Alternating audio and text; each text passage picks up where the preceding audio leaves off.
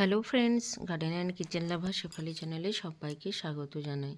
তো আজকে বেশ কিছু সবজি হারভেস্ট করব এবং শীতের কি কি সবজি রেডি হয়ে গেছে, কি কি সবজি বেরোচ্ছে বা বীজ বপন করেছি এবং চারা রোপণ করেছি, সবই আপনাদের সাথে আলোচনা করব। তো এই যে বরবটি, এটা কিন্তু আমি একদিন ছাড়া ছাড়া প্রায় এক ঢাকা করে বা এক ঝুড়ি করে আমি হারভেস্ট করছি। দেখুন কত পরিমাণে বরবটি হয়েছে। এগুলো কিন্তু আর বিশেষ পরিচর্যা আমি করতে পারছি না, কেননা আমার হাতের নার্ভের প্রবলেমের জন্য একদম গার্ডেনিংয়ের কাজ করা বন্ধ। কিন্তু তা সত্ত্বেও মোটামুটি শুধু জল দিয়ে রাখছি, তো তাতেই দেখুন এত পরিমাণে বরবটি পাচ্ছি। আর পাতাগুলো একটু শুঁয়াপোকা লেগেছে ঠিকই, কিন্তু ফল কিন্তু খুব ভালোই হয়ে যাচ্ছে। আর কি কি ফল হয়েছে সেটাও দেখাবো। এই দেখুন বরবটিগুলো সব ওপরের দিকে মাচার ভেতরে ভেতরে আছে। এই যে যেগুলো আমি তুলছি না রয়ে যাচ্ছে, এগুলো কিন্তু একদিন পরে আবার এক ঝুড়ি হয়ে যাবে। তো মোটামুটি আমার থার্ড ফ্লোর, সেকেন্ড ফ্লোর মিলিয়ে এবং গ্রাউন্ড ফ্লোরে কিছুটা রয়েছে। তো প্রচুর পরিমাণে বরবটি কিন্তু আমি রোজ এখান থেকে পাচ্ছি।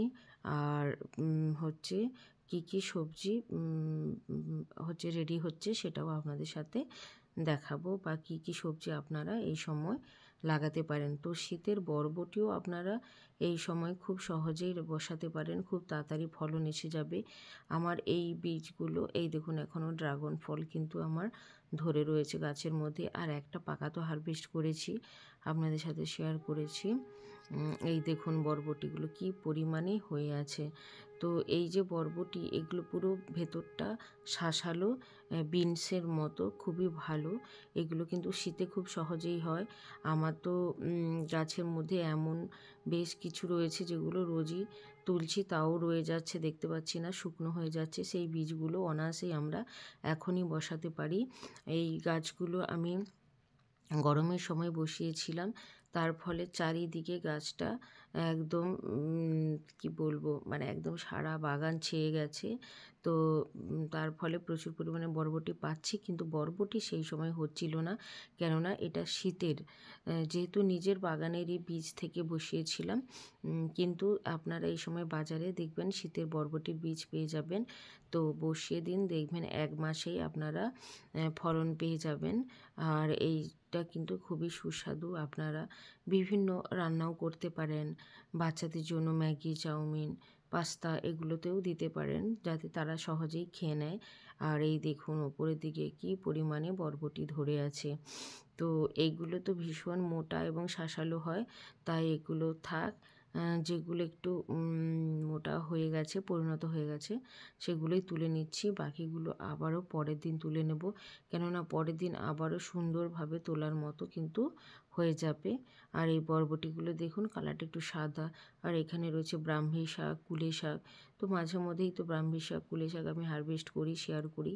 আর এখানে ধনেপাতাগুলো দেখুন সুন্দরভাবে কিন্তু বেরিয়ে গেছে, যেহেতু ঠান্ডা পড়ে গেছে। আর এই যে মেথি শাক দেখুন কিভাবে বেরিয়েছে। মেথি ভোজানো জল খেয়ে এগুলো ফেলে দিই। আর এই যে এগুলোতেও রয়েছে মূলো শাক, ওই মূলো, এগুলো বড় যে সাদা মূলো, শাক খাওয়ার নয়, সেই মূলো গাছগুলোও বেরিয়েছে। আর এখানে রয়েছে কুলে শাক, এই যে এখানে রয়েছে বাঁধাকপি, এবং এই দুটো ছোট গামলায় রয়েছে ধনেপাতা। আর কি পরিমাণে সবেদা হয়েছে দেখুন একবার, পুরো গাছ ভর্তি সবেদা। আর এখানে রয়েছে মালবেরি। তো আর এই যে আমার ছাদ বাগানে রয়েছে পেঁপে।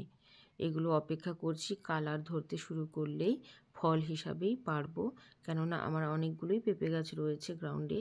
এত মিষ্টি পেকে গেলে তাই এগুলো পাকা ফল হিসাবেই হারভেস্ট করব। তো চলুন, ফল দেখাতে দেখাতে আরও কতগুলো বরবটি দেখতে পেলাম। তো বরবটি তো প্রচুর পরিমাণেই হচ্ছে, জাস্ট এরকম ধরে ঘুরিয়ে একবার ঘুরিয়ে দিলেই কিন্তু সুন্দরভাবে উঠে আসে। আর এগুলো রয়েছে ছোট মূলো। আর এগুলো রয়েছে দেখুন পালং শাক, এখানেও রয়েছে কিছু নোটে শাক। আর এই যে এখানে উচ্ছে আরও একটা ঝুলছে। আর এই যে বেগুন গাছগুলোতে কিন্তু সুন্দরভাবে ফুল চলে এসছে। এই যে দেখুন ফুলগুলোকে জাস্ট একটু হাত দিয়ে হালকা হাতেই চেপে দিচ্ছি, নাড়িয়ে দিচ্ছি, যাতে রেণুগুলো গর্ভমুণ্ডের উপরে এসে লাগে, ফলে পলিনেশন হয়ে যায়। আর এই আরেকটা পেঁপে গাছ কিন্তু রেডি হচ্ছে ওঠার জন্য। আর দেখুন এখানেও একটা রয়েছে বেগুন গাছ, সেটাতেও ফুল ফুটে গেছে। আর বিনসের যে বীজ বসিয়েছিলাম, চারা বসিয়েছিলাম, আর কিছু লাল বরবটির, সেগুলোও কিন্তু সুন্দরভাবে বেরিয়ে গেছে। এখানেও রয়েছে বিনস, আর এই যে রয়েছে বিনস, বেগুন, এখানেও রয়েছে বেগুন। আচ্ছা, এইখানে রয়েছে গাঁদা বেগুন, রাঙা আলু, টমেটো, মিষ্টি কুমড়ো, আর এখানে রয়েছে দেখুন ফুলকপি, আর উপরে রয়েছে কুঁদরি। এখানেও রয়েছে ফুলকপি, নোটে শাক, এই যে চাল কুমড়োটা বীজ বানানোর জন্য রেখেছি। আর এই যে দেখুন এখানে অ্যাপেল কুল, প্রচুর পরিমাণে কিন্তু অ্যাপেল কুল ধরেছে দুটো গাছ মিলিয়ে। দেখুন এখানে বরবটিও রয়েছে কিছু, এই যে অ্যাপেল কুলগুলো কীভাবে ধরে আছে। আর দেখুন এখানে রয়েছে সেই সবেদা এবং লেবু। এখানেও কিছু বিনসের গাছ রয়েছে। দেখুন পুরো থোকায় থোকায় সবেদাগুলো কিন্তু ধরে আছে। মিক্সড জৈব সার দিয়ে দিয়েছিলাম, আর যখন খোলে জল, ভেজা জল, পচানো জল দিই, তখন এদেরকেও দিয়ে দিই। আর এই টবের মধ্যে রয়েছে আমার ডালিয়া গাছ। আর এখানে রয়েছে গাজর, গাজরগুলো কিন্তু সুন্দরভাবে বেরিয়ে গেছে। এখানেও বেগুন গাছে কিন্তু বেগুনের ফুল চলে এসছে। আর দুপাটি চারা সাথেই রয়েছে, দুপাটি চারাগুলো সব শুকনো হয়ে মারা গেলে তখনই তুলে নেব, নাহলে পুজোর জন্য প্রচুর আমি ফুল পাই এখান থেকে। আর এই যে রয়েছে আমার এখানে বুগেনভেলিয়া, নয়নতারা, আর এই যে দেখুন লঙ্কা গাছটায় কত পরিমাণে লঙ্কা ধরেছে। আর এই যে টাওয়ারের মধ্যে রয়েছে ব্রোকলি গাছ, এখানে টাওয়ারের মধ্যে রয়েছে টমেটো। তাহলে শীতের মোটামুটি অনেক কিছুই আমার বসানো হয়ে গেছে। এখানে রয়েছে গাজর, আর এখানেও রয়েছে সাদা বড় মূলো। খুব হালকা করে বীজ ছড়িয়েছিলাম যাতে মূলোগুলো গঠন হতে পারে, তো সে গাছগুলো সুন্দরভাবে বেরিয়ে গেছে। আর এখানে রয়েছে লাউ, চাল কুমড়ো, ফুলগুলো কিন্তু ধীরে ধীরে আসছে, কিছু কিছু ফলনও হচ্ছে। দেখুন এই সাইডগুলোতেও সব রয়েছে লাউ গাছ এবং বরবটি। বরবটি আমি প্রচুর পরিমাণে কিন্তু পাচ্ছি। আপনারাও এই বরবটি গাছ 2-4টা বসিয়ে দেন, দেখবেন প্রচুর সবজি কিন্তু রোজই এখান থেকে পেয়ে যাবেন। আর খুব বেশি কিন্তু কেয়ারের কিন্তু এদের দরকার হয় না। 7 থেকে 10 দিন অন্তর খোল ভেজানো জল দিলেই যথেষ্ট পরিমাণে কিন্তু সবজি পাওয়া সম্ভব। তো বা সবজি পচানো জল এগুলোও দিতে পারেন। তো দেখুন আরেকটা মিষ্টি কুমড়োর ফুল হয়েছিল, সেটাও তুলে নিলাম পকোড়া বানানোর জন্য।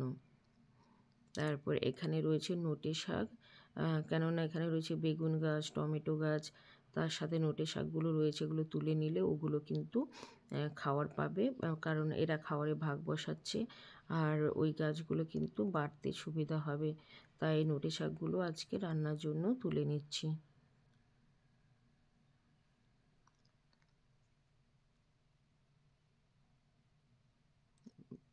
এই দেখুন বেশ কিছুটা কিন্তু নোটে শাক এখান থেকে তুলে নিলাম।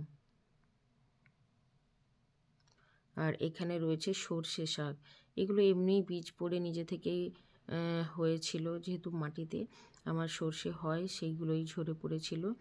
তো সেই সর্ষে শাকগুলোও তুলে নিলাম, কারণ মিক্স শাক দিয়ে ভাজি হবে, অথবা সর্ষে শাক, নোটে শাক, লাউ শাক সব কিছু দিয়ে মিক্স শাক খেতে বা পাঁচমিশালি শাক খেতে কিন্তু খুবই ভালো লাগে। তো চলুন একটু পদ্মের গামলায় ধুয়ে নিই মাটিগুলো। এই যে, তো বেশ অনেকটাই পরিমাণে শাক কিন্তু হয়ে গেছে, যেহেতু আমরা দুজনেই শাক খাই এটাই কিন্তু যথেষ্ট। তো এই যে শাকগুলো কিন্তু তুলে নিলাম। এবার চলুন দেখি লাউয়ের কি অবস্থা। লাউ গাছটা দেখুন, এই যে এগুলো পুরনোই লাউ গাছ।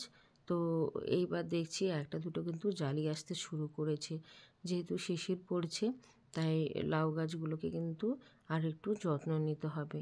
ছোট ছোট গ্রো ব্যাগের মধ্যে রয়েছে, কিন্তু আমি আমার হাত ব্যথার জন্য সেগুলো বড় গ্রো ব্যাগে দিতে পারছি না।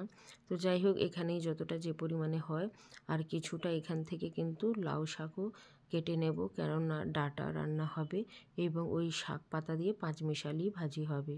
তো কেমন লাগলো অবশ্যই জানাবেন।